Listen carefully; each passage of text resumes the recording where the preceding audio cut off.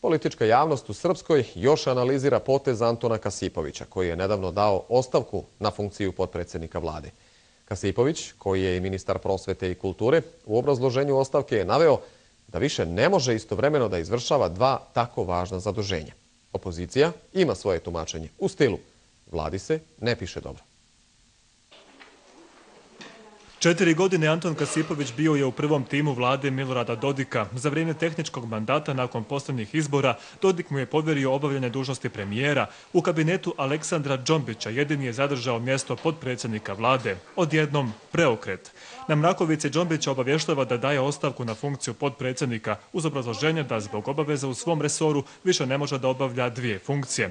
Ovako pojašnjenje nije zadovoljilo opoziciju koja najnoviji eksces na Trgu Republike pripisuje skoroj propasti aktualne vlade.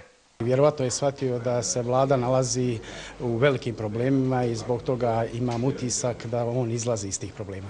Vladajući tabor drži se po strani, uzdržavaju se od komentara, ali su procurile informacije da je premijer Džombić zgranut i vrlo ljut zbog Kasipovićevog postupka. Ali mnogi su već postali ravnodušni na vijesti iz vladajućih redova, naročito nakon spekulacija o zategnutim odnosima na relaciji Dodik-Džombić, sve sa listama ljudi iz vlasti koji podržavaju jednog ili drugog. Da se nešto dešava, a nije dobro, uvidjeli su i u PDP-u.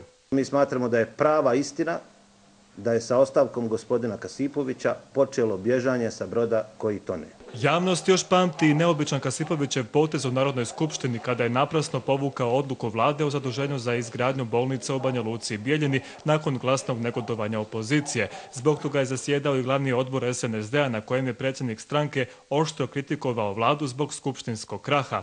A neki su skloni vjerovati da je razlog Kasipovićeve ostavke upravo bježanje od kraha koji bi navodno mogao da zadesi aktualnu vladu.